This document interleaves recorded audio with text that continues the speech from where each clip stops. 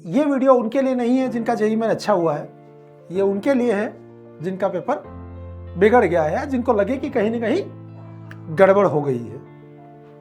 क्योंकि देखो, सक्सेस वाले को तो सब पूछते रहते हैं, लेकिन जहाँ फेलियर है उस टाइम सबसे ज़्यादा ज़रूरत है कि हमें अब क्या करना चाहिए, उसको सही रास्ता दिखाने वाला कोई मिले जो बता सके कि यार मुझे क्या करना है। तो सबसे पहली बात तो ये है कि आपको निराश होने की ज़रूरत नहीं है, नाराज़ होने की ज़रूरत नहीं है कि अरे यार अब क्या हुआ।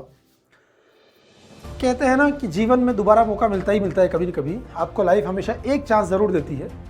एनटीए ने आपको फिर से एक चांस दिया है कि आपने जो गलतियां अभी की है उनको सुधारें, इम्प्रूव करें। आपके पास पूरे 2 महीने हैं और सेकेंड अटेम्प्ट में बहुत अच्छा परफॉर्म करके दिखाएं आप, और जो आपका ड्रीम कॉलेज है या जो भी आपका ड्रीम है उसको अचीव करें। सबसे पहली बात तो अभी जो ध्यान रखनी है आपको, जो हो गया है उसके बारे में सोचना बंद करें कि यार मेरा पेपर बिगड़ गया, अब मैं क्या करूं। ऐसे टाइम पे मुझे हरिवंश राय बच्चन जी की एक कविता याद आती है, जो बीत गई सो बात गई, है ना, बोला ना, जो बीत गई सो बात गई। भूल जाओ उसको, अंबर के आनंद को देखो, कितने उसके तारे टूटे, कितने उसके प्यारे छूटे। पर बोलो टूटे तारों पर कभी अंबर शोक मनाता है ना। बोलो सूखे फूलों पर मधुबन कब शोक मनाता है। जो बीत गई सो बात गई। तो जो हो गया है उसका रोना नहीं रोए कि अरे यार ये हो गया, वो हो गया, ऐसे कर दिया। ये तो आप अच्छे से जानते हैं कि हमने कहाँ गलती की। अच्छा, पेपर बिगड़ने के 2 रीज़न हो सकते हैं। एक तो ये हो सकता है कि आप खुद ही जानते हैं अपने अंतर मन में कि यार मैंने मक्कारी मारी, मैंने बेईमानी करी, मेरी प्रिपरेशन में कहीं ना कहीं गड़बड़ रही। आप बेटर जानते हैं, आप खुद सोच रहे होंगे काश मैं ये कर लेता, काश मैं वो कर लेता। तो वो जो काश है ना, वो करने का आपको जीवन ने फिर एक मौका दिया है कि आप अगले 2 महीने में फिर से वो जो काश है वो करके दिखा दें। नहीं तो फिर वापस वही रोना है 2 महीने बाद, काश मैं ये कर लेता। एक तो आपकी अपनी कमियों की वजह से पेपर बिगड़ जाता है। कभी कभी क्या होता है, किस्मत भी होती है थोड़ी सी खराब हो जाती है कि यार उस टाइम कई बच्चे एंजाइटी की वजह से, किसी प्रेशर की वजह से, एग्ज़ाम प्रेशर हैंडल नहीं कर पाए, उस वजह से बिगड़ गया कि नहीं सर मैंने प्रिपरेशन बहुत अच्छी की थी, मुझे नहीं लगता है कि मैंने प्रिपरेशन में कहीं कमी रखी थी, बट मैं उस टाइम प्रेशर हैंडल नहीं कर पाया, तो शायद इस वजह से मेरा पेपर बिगड़ गया। तो वजह कुछ भी हो सकती है। अब क्या करना है अपने को, अब उसकी बात करें अपन आगे क्या किया जा सकता है। अब हम उस बारे में डिस्कस करना छोड़े जो हो गया, जो बीत गई सो बात गई। और हमेशा याद रखिए, life is just like a boxing game, है ना, बॉक्सिंग की तरह। Defeat is not declared when you fell down, it is declared when you deny to rise up. आपकी हार तब नहीं हुई जब आप नीचे गिरे, हार तब हुई जब आपने उठने से मना कर दिया, राइट। इसलिए अभी भी टाइम है, एक बार फिर वापस उठे, वापस मेहनत करें। 2 महीने है, 2 महीने में तो अपन क्या से क्या नहीं कर सकते। मुद्दा यह है कि आप में वापस वो हिम्मत और वो जोश है या नहीं। हिम्मत चाहिए, हौसला चाहिए, आप कुछ भी कर सकते हैं। ठीक है, 2 महीने में तो अपन कहां से कहां तक। याद रखिए, हारा वही है जो लड़ा नहीं, ठीक है ना। तो लड़ाई तो लड़े, अभी तो 2 महीने हैं। तो हार के, निराश होके बैठने का वक्त नहीं है। ये टाइम है कि अपन अपनी प्लानिंग स्ट्रेटजी को एक बार रिव्यू करें और दोबारा से एनालिसिस करें, कहाँ कमियां रही उनको पॉइंट आउट करें, उनको मार्क करें और अपने एक एक वीक पॉइंट्स को टिक करते जाएं कि यार ये मुझे स्ट्रॉन्ग करना है। और जब अपन अप्रैल में जेईई मेन का अटेम्प्ट देने जाए, सेकेंड अटेम्प्ट, तब अपन फुल कॉन्फिडेंस और पूरे स्वैग के साथ जाए कि नहीं यार इस बार पक्का फोड़ के आएंगे। तो अब टाइम है सही एनालिसिस और सही प्लानिंग का। सबसे पहले तो आप ये एनालाइज कीजिए कि आपकी गलतियां कहाँ रही। कुछ बच्चों की गलती ये होगी कि मैंने तो खूब पढ़ाई की है, थ्योरी रिवीजन पर ध्यान दिया, लेकिन मैंने पेपर की प्रैक्टिस नहीं की। Lack of practice of mock papers, एक ये कमी हो सकती है।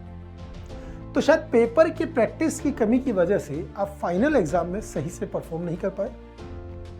एक गड़बड़ ये हो सकती है ना, आपको टाइम मैनेज नहीं करने आया, कि यार मुझे कैसे पेपर अटेम्प्ट करना चाहिए था।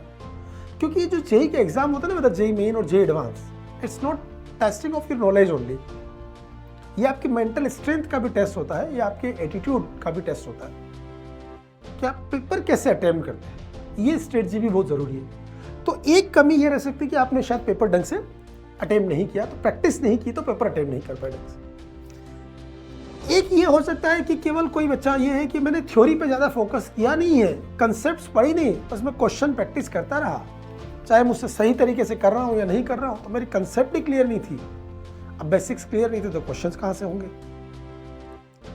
तो अपने को सारी मिस्टेक्स एक बार मार्क करें, हमने कहाँ गलतियाँ की, फिर उनको एनालाइज करें और अपनी प्रिपरेशन को फिर शुरू करें। ऐसे नहीं कि वापस से उठे कि चलो चलो चलो नीचे गिर के उठे धूल साहब की, चलो वापस दौड़ते हैं। अरे भाई साहब, वापस दौड़ने से पहले ये देखो गिरे क्यों थे, अगली बार से फिर नहीं गिरे। भाई ठोकर खाकर भी अगर मुसाफिर न संभले तो वो मुसाफिर की गलती है, वरना राख के पत्थर तो अपना फर्ज अदा कर चुके हैं। आपको एक बार तो गिरा ही दिया ना, अब गिरने के बाद अपन संभले नहीं तो ये राख के पत्थर का दोष नहीं ना, ये तो मुसाफिर का दोष हुआ। ठीक है ना। तो अपने को अब पहले दौड़ वापस शुरू करने से पहले ये देखना है कि मैं गिरा क्यों था, गलती कहाँ हूँ। सबसे पहला काम तो वो कीजिएगा, कहाँ मैंने मक्कारी मारी, मेरा स्क्रीन टाइम कितना था, मैं फ़ोन में ही घुसा हुआ था, टैबलेट में ही घुसा हुआ था, मैं बस लेक्चर्स देख ही रहा था, वन शॉट भी देखा, एसएमआर भी देखा, ये भी किया वो भी किया, बस खूब देखे सर, रिवीजन किया, कैसे लेक्चर्स देख रहा था रिकॉर्डेड। अरे भाई साहब, पेन उठा के खुद कितने क्वेश्चन किए। आपका जब भी वन शॉट हुआ, एसएमआर हुआ, तो हमेशा सर ने उसके बाद क्या बोला आपने क्लास के बाद, बेटा पीवाईक्यूज करने, क्वेश्चन की प्रैक्टिस करनी है इसको देखने के बाद। हम वो करते ही नहीं, अरे सर सब समझ आ गया, अब आगे कुछ करने की जरूरत नहीं। भाई साहब, पहलवान बनने के लिए अखाड़े में उतरना पड़ता है। पहलवान को देख के कोई पहलवान नहीं बनता है कि रोज मैं पहलवान को दंगल करते हुए देख रहा हूँ, एक दिन मैं भी पहलवान बन जाऊँगा। ना ना, जब तक आप अखाड़े में न उतरोगे आप पहलवान ना बन पाओगे। तो सबसे पहले आपको अखाड़े में उतरना पड़ेगा। ठीक है ना। तो क्वेश्चंस की प्रैक्टिस खुद करनी है, थ्योरी पढ़नी है, लिख के करना है, केवल देख के नहीं। पहले तो ये ध्यान रखें। अब दूसरा क्या कहें, हम 2 महीने में कैसे कमबैक कर सकते हैं, है ना। अपन 2 महीने में कैसे बाउंस बैक करके वापस अपन 99 परसेंटाइल का जो अपने ड्रीम देखा है वहां तक पहुंच सकते हैं। तो सबसे पहले तो अपनी कमियों को एनालाइज करें और फिर जब तैयारी शुरू करें ये देखिए मुझे कौन से चैप्टर्स पे वर्क करने की जरूरत है, कहां से मैं स्कोर कर सकता हूं। थोड़ा सा ऑप्टिमिस्टिक बने कि मैं लेस एफर्ट मैक्सिमम आउटपुट कहां से निकाल पाऊं। ठीक है। एक तो अपना फोन वोन बंद कर दे, जो मक्कारी है ना वो सब बंद करके रख देना, ध्यान रखना है ना।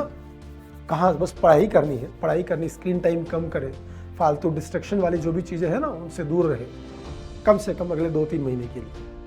कोई डिस्ट्रैक्ट नहीं कर सके आपको। ध्यान, इन्होंने क्या कहा है आपको दिख रहा है, क्या किया है इन्होंने, कैसे झंडे गाड़े। भाई साहब, पहले अटेम्प्ट में 26 परसेंटाइल वाला बंदा अगर IIT बॉम्बे पहुंच सकता है तो आप क्या नहीं कर सकते। ऐसा नहीं कि केवल बातें की जा सकती है, किया जा सकता है प्रैक्टिकली अगर आप करें तो समझ रहे ना। ये देखो 16 परसेंटाइल भाई साहब से 99.31।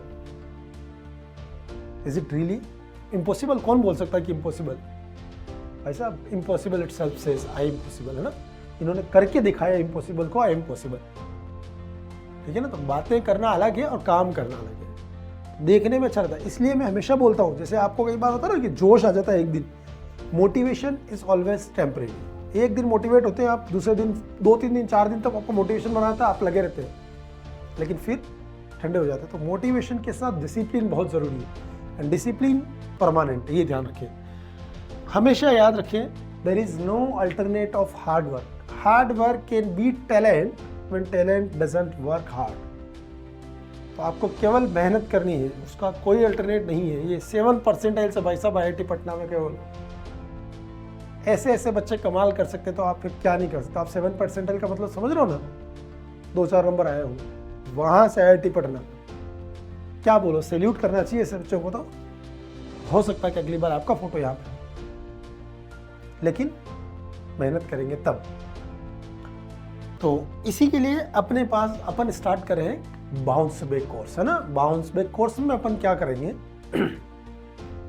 सेपरेट लाइव क्लासेस होगी जेई मेन और एडवांस के लिए। जो बच्चा एडवांस पे फोकस करना चाह रहा है उसकी एडवांस की, लेकिन अपन जिनकी बात कर रहे हैं, मैं केवल उन्हीं की बात करना चाह रहा हूँ जिनका focus JEE main second attempt है। अपन से जेई मेन के लिए सेपरेट क्लासेस चलेंगे, ठीक है। उसमें आपकी लाइव क्लासेस रहेगी, कंप्लीट टेस्ट होंगे, जो मैं कह रहा था टेस्ट के प्रैक्टिस बहुत ज़रूरी है ना। MEQs, most expected questions, what is MEQs, most expected questions है ना, रैंक बूस्टर अलग से क्वेश्चन, सेलेक्टेड पीवाईक्यू, सब कुछ मिलेगा, सब कुछ मिलेगा। मिला तो पहले भी था, लेकिन अपने को मेहनत करनी पड़ेगी उस पर। इनको देख के करने से कुछ नहीं होगा। अगर पहलवान बनना है सच में तो अखाड़े में उतर जाए, तो कमर कसे और आ जाए रणभूमि में, ठीक है ना, और दिखा दें कि हम भी कुछ हैं। भाई साहब, ये वो टाइम है, जीवन में कभी दूसरा मौका इसके बाद नहीं मिलेगा उन लोगों का मुंह बंद करने का, जिन्होंने कभी आपसे बोला था लल्ला तेरे से ना होगा, अरेंदे, है ना, ऐसा बोला होगा ना किसी ने, ये तेरे से नहीं हो पाएगा। उनको जवाब देने का ये एक मौका है। जवाब मुंह से नहीं, अपने काम से और रिजल्ट से देना। मेहनत करेंगे सही डायरेक्शन में, सही तरीके से, तो सही प्रिपरेशन के लिए अपन इस तरीके से करेंगे। हमेशा ध्यान रखें एकदम। अब आप ध्यान रखें कि ये जो डिस्ट्रक्शन वाली जो भी चीज़ें थे ना, क्या स्नैपचैट और पता नहीं क्या क्या आप लोग यूज़ करते हैं, मैं तो जानता भी नहीं हूँ, इंस्टाग्राम वगैरह क्या है, जो भी है सब बंद करो। सारे सोशल मीडिया से लॉग आउट। अगले 2-4 महीने के लिए इसे सोशल मीडिया से एकदम गायब हो जाओ, कि जैसे कि एग्जिस्ट ही नहीं करते हो आप लोग, है कि नहीं है। सब चीज़ों को छोड़े और केवल पढ़ाई पे ध्यान दें और कुछ करके दिखाते हैं। So all the best.